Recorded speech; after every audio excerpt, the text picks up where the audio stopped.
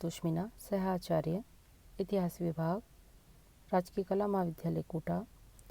आज के इस व्याख्यान में हम गुप्तकालीन मंदिरों पर चर्चा करेंगे। Doctor V.S. अग्रवाल के अनुसार गुप्त काल की आज भी दिखाई देने वाली कलाकृतियों के द्वारा इसका गौरव जो है वो स्थायी हो जाता है। इस काल में भवन निर्माण, मूर्तिकला, चित्रकला, संगीत कला आदि सभी क्षेत्रों में प्रगति हुई। इस काल की कुछ कलाकृतियों में विश्व में सर्वश्रेष्ठ मानी जाती हैं। गुप्त काल में मथुरा, बनारस, पाटलिपुत्र आदि कला के प्रमुख केंद्र थे। S.K. सरस्वती का कहना है कि गुप्त काल में भारतीय भवन निर्माण कला के इतिहास में एक नया युग आरंभ हुआ। इससे पूर्व भवन निर्माण में सामान्यतः लकड़ी और ईंटों का प्रयोग किया जाता था, किंतु अब जो है वो पत्थरों का प्रयोग किया जाने लगा। इस काल में अनेक भव्य और कलात्मक मंदिरों का निर्माण किया गया है।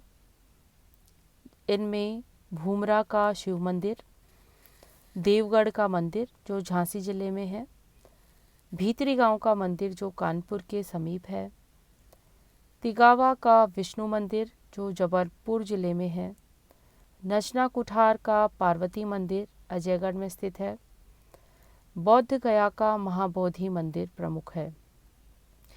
इन मंदिरों के स्तंभ सजे हुए हैं तथा इनके प्रवेश द्वारों पर धार्मिक चित्र बने हुए हैं।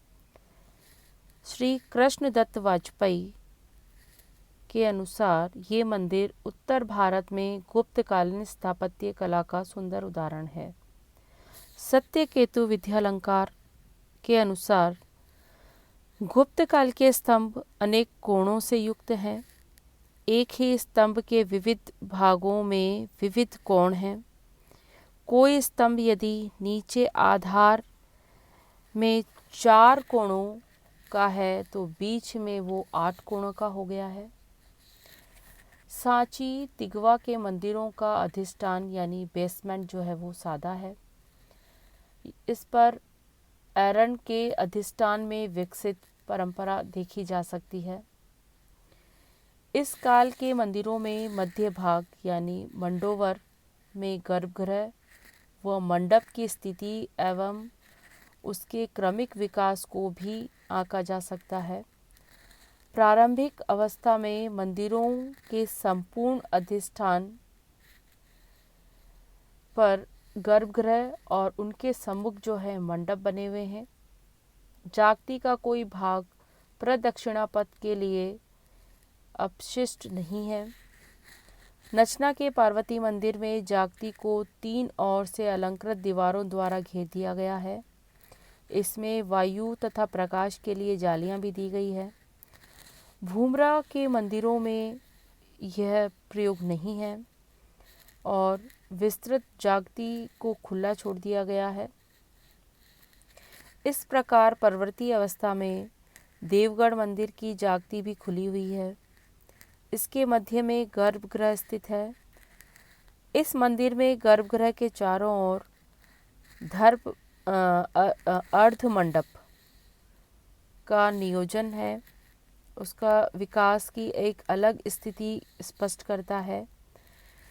गुप्तकालीन मंदिरों के गर्भगृह द्वारा भाग के अलंकरण की अपनी महत्ता है। देवगढ़ मंदिर के गर्भगृह का प्रवेश द्वार अत्यंत ही कलापूर्ण है। गुप्त मंदिरों का द्वार अलंकरण मंदिर अलंकरण का प्रमुख अंग है, मतलब द्वार अलंकरण इनका प्रमुख विशेषता है इसकी।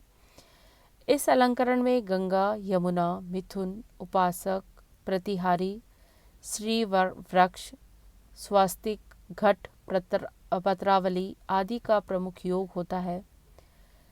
अब है भुवनेश्वर के मंदिर। उड़ीसा के भुवनेश्वर के मंदिर उड़ीसा शैली के प्रभाव को परिलक्षित करते हैं। उड़ीसा शैली आर्य और द्रविड़ दोनों शैलियों का समन्वय है।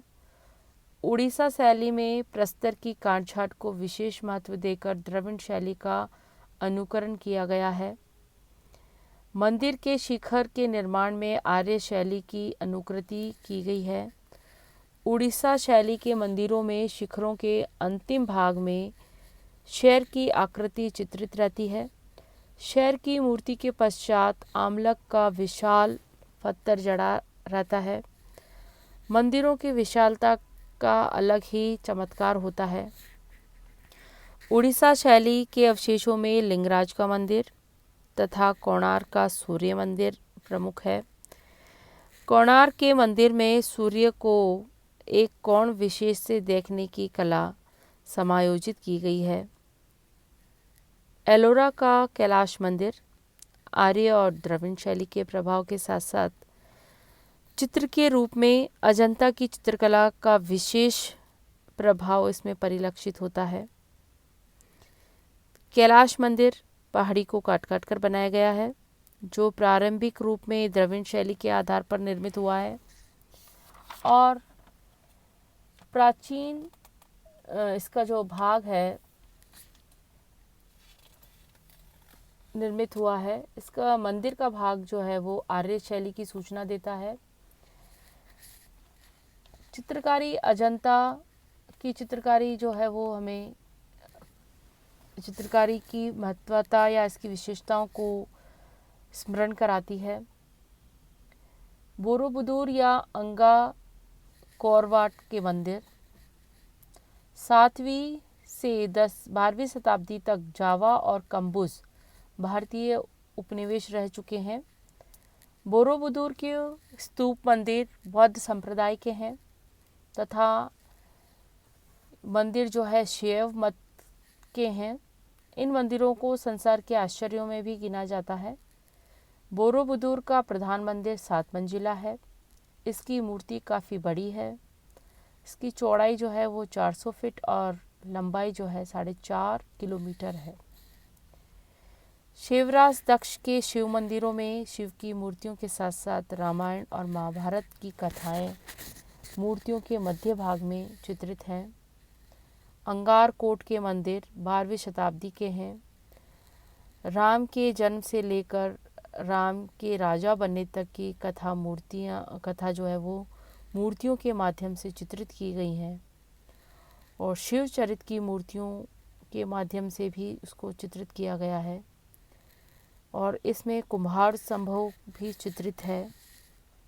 तो इस प्रकार हम देखते हैं कि गुप्तकालीन मंदिर जो हैं कितनी भव्यतापूर्ण और कितनी विशेषताएं लिए हुए हैं।